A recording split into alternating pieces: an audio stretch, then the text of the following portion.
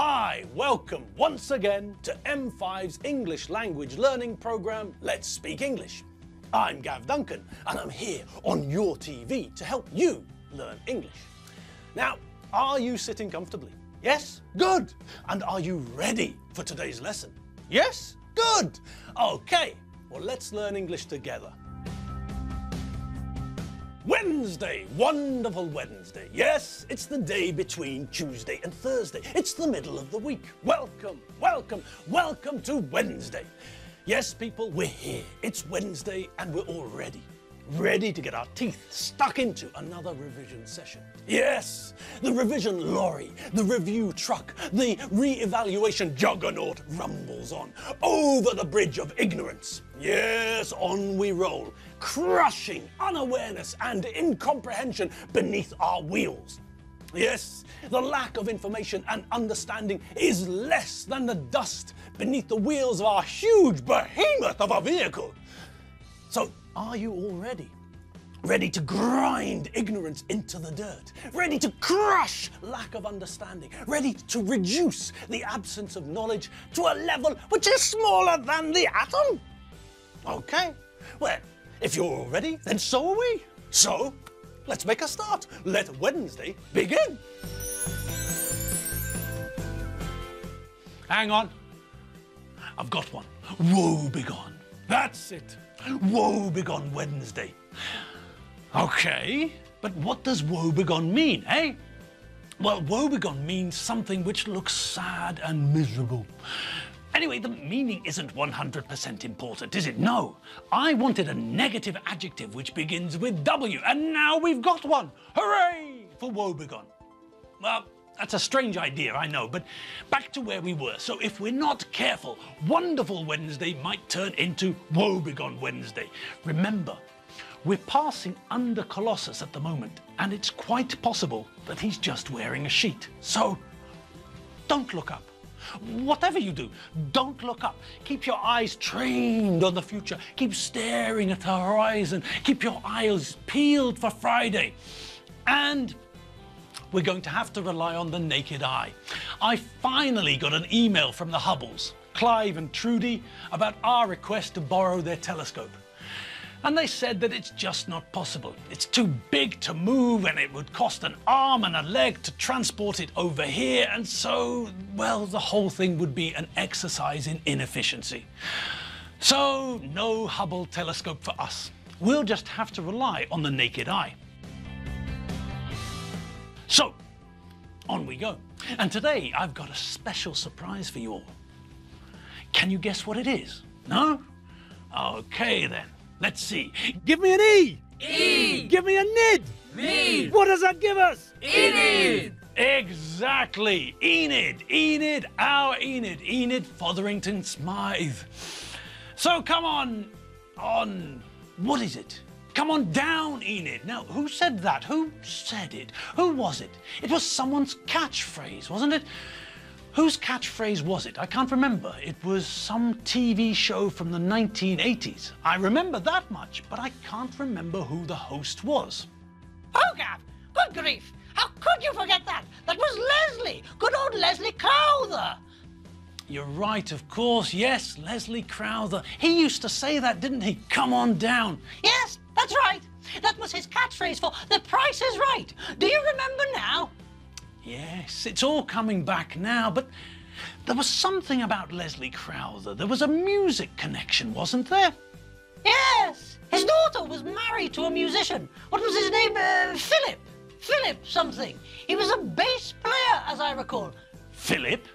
No, it was Phil, wasn't it? Oh, well, if we're going to split hairs... No, you're right. His name was Philip, but everyone called him by the short version, Phil. Yes, I believe that you're right.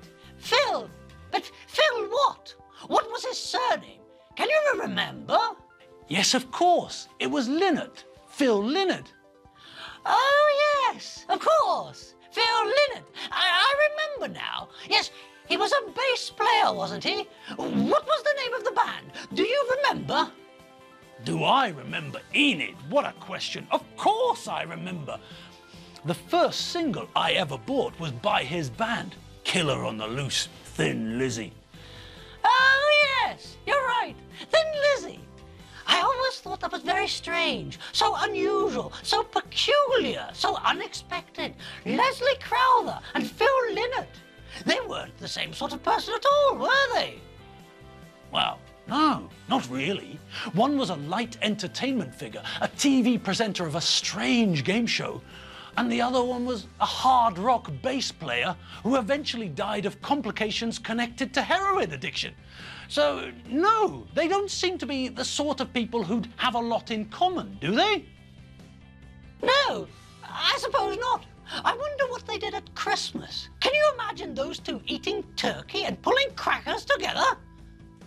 No, it does seem unlikely, but I suppose they were normal off-screen and off-stage. Maybe they got on really well. What? Like a house on fire? Yes, well, I suppose it's possible.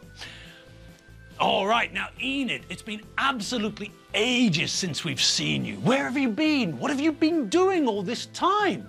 Well, I was in America, in the U.S., in the United States of America. I went there for, well, it was something connected to sport, but, well, to be honest, I'd rather not talk about it if you don't mind. Okay, well, in that case, what would you like to talk about? Well, I wanted to tell you about something which happened to me last week. It upset me so much. What? You mean that you cried? No. I don't mean that. I was upset like that. I mean that I was very angry. Oh, okay. Why were you angry? What were you angry about? Well, that's what I wanted to tell you, but you keep on interrupting with silly questions about what I mean when I say what I mean. Blimey. All right, I'll button my lip. Go ahead, Enid. The floor is yours. I'll try to keep my questions pertinent. How's that?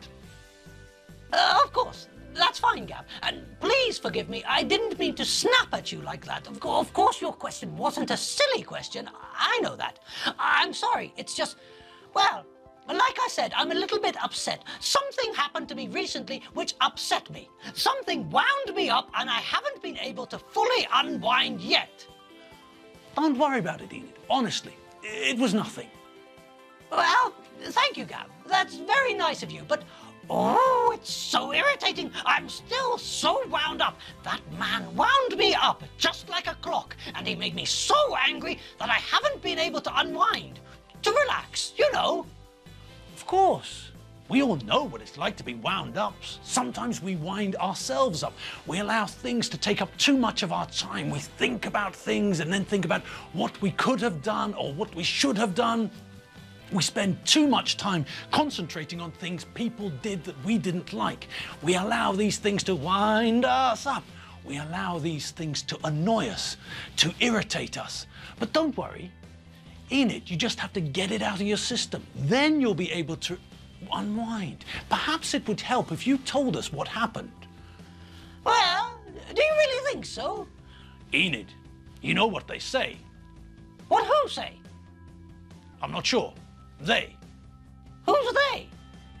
I don't know, but that's not important right now. We're getting off topic. I was talking about the phrase, you know the one, a problem shared. Oh, that one. Yes, a problem shared is a problem halved. Although it's not really a phrase, is it? It's a proverb or an idiom, isn't it? Yes, no doubt you're right, but that's not important now, is it? No, I suppose not. Well, all right, if you think it'll help me to unwind. I feel certain that it will. Well, all right, it's like this. I went shopping last week, and when I was in the high street, I noticed a new bakery. A very nice little new bakery in a street just off the high street. So, not on the high street then? No, I just told you, just off the high street. Connected to the high street, but not actually on the high street. Are you paying attention? I thought what I said was quite clear, quite clear. Do try and keep up, dear boy. Sorry. Now you've made me lose the thread. What was I saying? Oh, yes, I remember now. The new bakery. Well, I thought I'd just have a look inside to see if they had anything I fancied. You know, Clementina and the boys were coming round for coffee later that morning, so I thought, I know, I'll pop in and get some pastries, something that would be nice to have with our coffee. And what was the problem? I'll tell you. Go on then. I'm all ears. Well, I had just opened the door to enter the shop and there was a shriek from inside. A shriek? A shriek or a scream. I'm not sure which. And what was the cause of this shriek or scream? Well, that's what I was interested in. I thought that there might be a bank robbery going on, which I hadn't noticed. Or maybe there was an asteroid about to crash into the shop. What, like that film? Which film? That film, The Asteroid Which Crashed Into the Shop. Don't be silly. Will you please stop interrupting? If you don't stop interrupting, I'll forget what I was saying and then I'll have to start over again from the beginning. Okay, my lips are sealed. Good. Keep them that way. Now, where was I? Oh yes, the shriek. Just as I opened the door of the pastry shop, I heard a shriek. I looked behind me to see if there was an armed robber, a man with a gun and a pair of tights on his head. But there wasn't. There wasn't anyone behind me. I checked the skies for signs of an asteroid about to crash into the shop and blow us to smithereens. But again, there was nothing in the sky, not even a single cloud. So, I turned back to the shop and looked to see where the noise, the shriek, the scream had come from. And you'll never guess what. What? See? I told you that you wouldn't be able to guess. The shop assistant, the young man behind the counter, was standing on the counter. You know, this sort of tabletop thing you find in shops, the long, flat thing where you normally put what you want to buy. Normally it's by the till, the cash machine. And it was him that was making that horrible, high-pitched noise. That awful shriek came from his larynx. But what was he shrieking about? Well, this is the daft thing. He saw Keith. Keith was with me, as usual. But also as usual, Keith was on a lead. Well, we've had a few problems with Keith when he's not on a lead, if you know what I mean. Well, yes, I remember that there was a problem between Keith and, Archie, was it? No, it's Rupert that Keith doesn't like. I really don't understand why. Perhaps Rupert's got a funny smell. Well, you know. What? I know what? Well, you know what Clementina and Archie say behind his back, don't you? No? What do they say behind his back? Nobody told me anything about Rupert behind his back. What do they say about him? Well, they say that he smells like a homeless dinosaur's armpit. Oh, I see. Well, I'm not very good with smells, but now that you mention it, I do seem to recall Clem and Archie holding their noses when Rupert walked past. That must be it. That must be the reason for Keith's dislike of Rupert. It's his awful armpit smell. Keith is very sensitive, you know. Keith, sensitive. Keith's a psychopath, Enid. Everyone knows that. Well, yes, a little bit. But he's a very sensitive psychopath. Psychopath. That's a very ugly word. Can't you think of another one? A nicer one? What? A nicer word for psychopath? Well, how do you like loony or maniac or fruitcake? And I suppose there's always nutter. Oh, now you're just being silly. Well, silly or not, we've run out of time, so I'm afraid your story will have to wait. You will come back and tell us the rest of the story, won't you? Of course I will, my dear. I'll see you all anon. Toodaloo, pip pip, chitty bye. And slowly we come to the end of the lesson. Yes, with more ignorance lying crushed behind us in the tarmac, it's time for us to pull over into a lay-by and have a bit of a rest. Yes, tomorrow we'll change the tachometer and start again, pulling out of the lay-by after checking that there's nothing coming, obviously. All right, people, the bus has been parked, the doors are locked, and it's time for me to head off home. Coffee time! And as for you lot, well, look about the place. There must be something that you can do to tidy the place up. And after you've done that, well, then it'll be time for you to take care of the animals. Walk the dog, teach the parrot some more card tricks, show the gibbons how to dance like J-Lo. There are loads of things you can do. All right, whatever it is you either have to do or choose to do, remember to have fun when you're doing it. That's the point of it all. Fun! I'll see you all tomorrow. See you later. www.mediaclick.hu. Bye!